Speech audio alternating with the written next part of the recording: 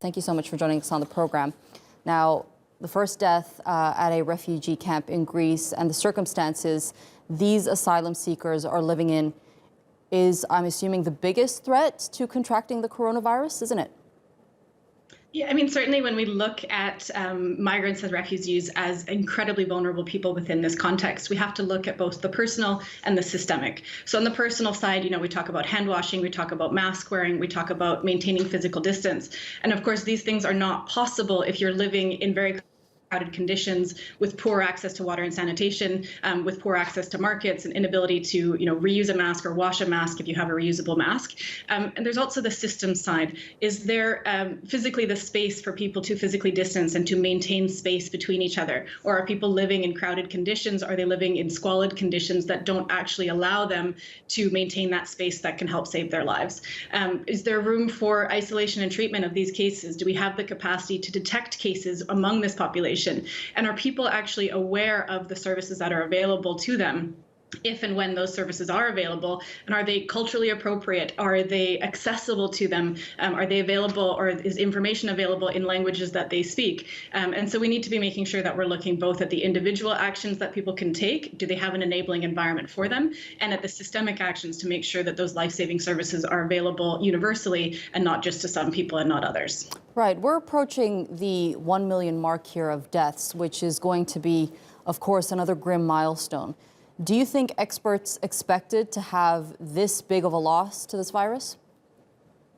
I mean, I think it's tough to say. Certainly, we knew many months ago that this was a very dangerous virus that had the capacity to spread.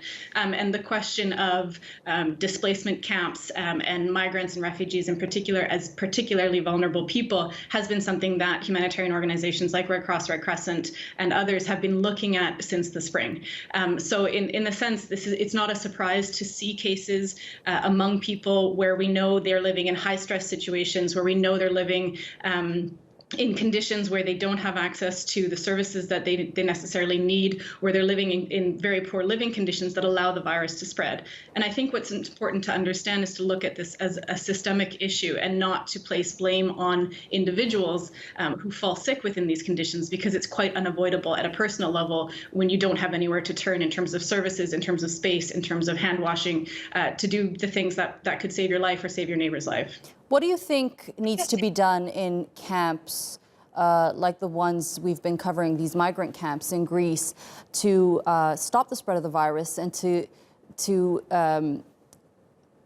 not have more people dying from this virus?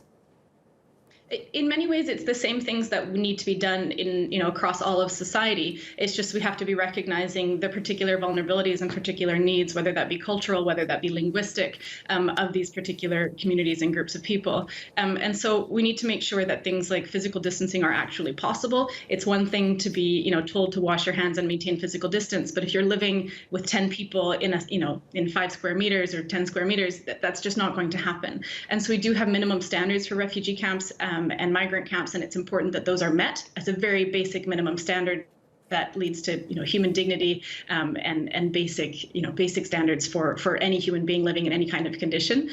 We do also know that there are certain actions we can take within camps and within migrant settings to make sure that people have the ability to access care, that care is acceptable to them, that they know where to access it in their own language, or that there's translators available. Some of this stuff is very basic, but what's really important is that we recognize that migrant populations and refugee populations have the same public health needs as everyone else. Mm-hmm. They just need to be adapted to their specific vulnerabilities. When we put people into very constrained conditions physically, it's very, very hard to avoid the spread of a virus like this. All right, Gwen Eamer, thank you so much for joining us on the program today and sharing that insight with us.